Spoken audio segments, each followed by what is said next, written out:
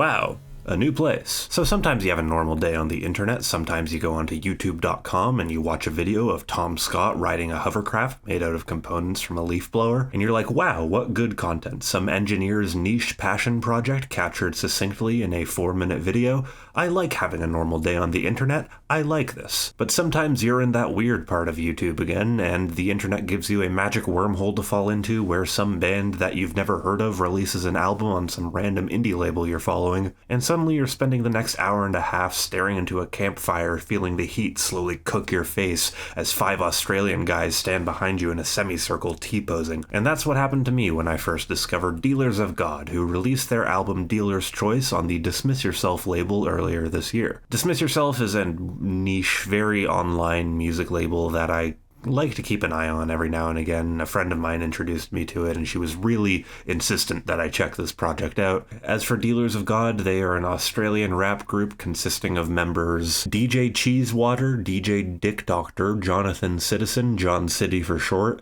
Dr. Cone, Little Meatus, No Tricknology, and Young Soybean. They have a very pronounced yet very cryptic online presence. I went to their website and this is what I got. Just a bunch of random images and phrases hinting at this like pseudo-religious philosophy about drugs and the nature of existence, adopting the aesthetics of like old internet imagery. The Dealers of God themselves could be any one of these groups of people, all of which have been posted on official channels, and I cannot find Google reverse image search results for any of them. I suspect it's these guys, but I think identifying them is sort of missing the point. I clicked on the page that promised more pictures of the group, and this is what I got.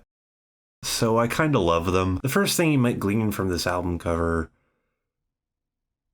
I mean, honestly, what does this album cover suggest? It looks like a mix between a southern hip-hop cover from the 90s and also like old school computer games, with a nod towards this type of airy mysticism, but also just with like kind of plain weird looking dudes in skater gear. And man, I don't know how anything else could more effectively convey the total chaos that goes down on this album. Dealer's Choice is an hour-and-a-half long Plunderphonics hip-hop album that feels like a journey through the old internet via defunct GeoCities pages, where 5 Australian MCs rap about dealing drugs, but also doing drugs, both as a means of reaching this spiritual sense of nirvana, and it all takes place in the form of, like, a high-concept shitpost. Like I say, it's a Plunderphonics album, and there are a lot of samples on this thing. There's samples of a guy vomiting, there's samples of the Sideshow Bob stepping on a rake sound effect, the epic sax guy meme. Like, it sounds like I'm making this up, right? It sounds like this is all some weird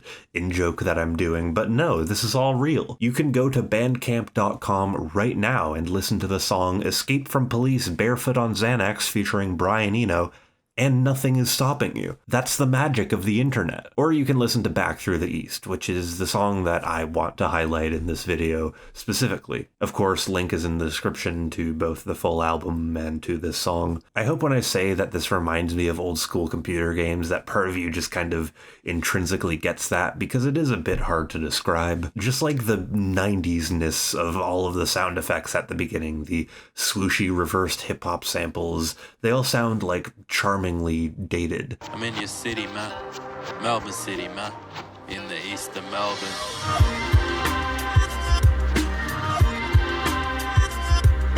There's one specific sound effect on this song in particular that reminds me of like a specific sound from the Simpsons Hit and Run game.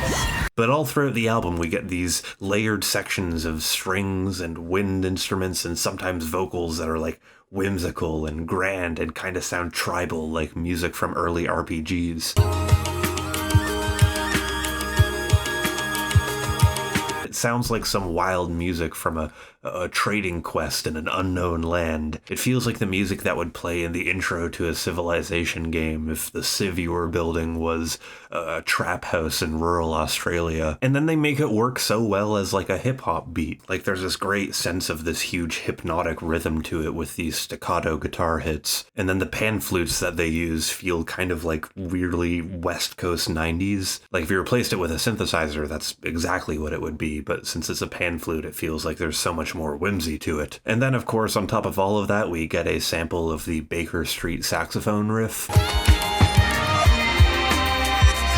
which really ties the whole thing together. And if you're asking what the lyrical aspect of the song is about, I would say don't do that. You don't have to. But the lyrics are mostly about being in the east of Melbourne, just kind of shouting out things that are in Melbourne. Makes reference to Box Hill Central, Eastland Shopping Centre. Several times they mentioned the bakery chain Baker's Delight. They're trying to get a feast there as they move through the east. But mostly the vibe of the track is just like their MCs hopping over the beat every now and again just to keep things moving. The only piece to this that sounds like it could be a hook is this one little 2-bar phrase that they have.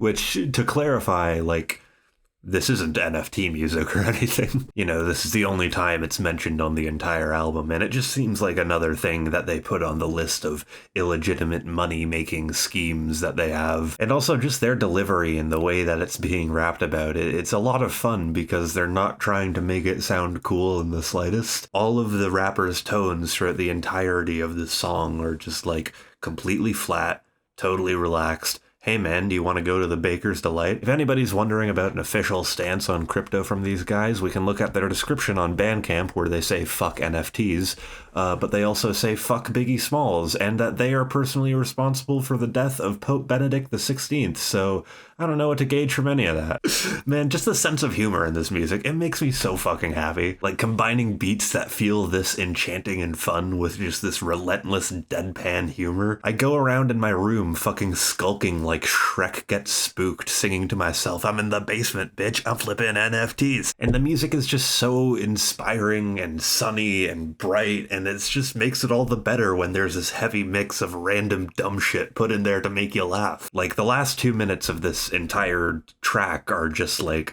random fucking samples. We get a tourism commercial for Fern Tree Gully. We get this sample. Now, instead of thinking about my balls, think about metals being irradiated inside of a nuclear reactor. And it's just great. It's like childlike euphoria. The bliss and the pure joy one gets from like a limitless sense of imagination, and also just the ability to fucking belly laugh at somebody going, always remember, never forget. It's yo ass. This album feels like you smoked DMT and are hallucinating footage of Steve Irwin skateboarding in one of the Tony Hawk's Pro Skater games, but it's just like the most beautiful thing that you've ever seen. And that's probably why I'm finding it so hard to put into words. It's like trying to describe what you've seen on an acid trip to somebody. Like, yeah, man, I took these 2 tabs, and the next thing I knew, I was just in the back of a car as these Australian guys were trying to find a Baker's Delight. Man, Jesus Christ, there's a lot of Baker's Delights in Melbourne. This shouldn't be hard to find. And as much as 5 Australian guys making tons of wild, over-the-top drug rap songs that sound like Peter Jackson soundtracks will always be a novelty, you strip all of that away and it's just really fucking good music at the core. Able to communicate feelings of genuine euphoria and bliss through, like, I don't even know if I should call it irony. It's ridiculous in subject matter, but it feels very earnest in their delivery. It feels like there's a genuine emotion being communicated here, even through so many layers of cynical absurdism. It feels like they are trying to still strike a chord of, like, wonder and joy in all of that. And this album, for what it's worth, is just one of my favorite things I've found this year. If you're interested in that, if you want to see God for yourself, I can hook you up with some dealers. Link is in the description, and please check it out. This music is criminally underrated. Anyways, thank you for watching. Do all the things that make my channel happy, and I'll see you in the next video. Bye-bye.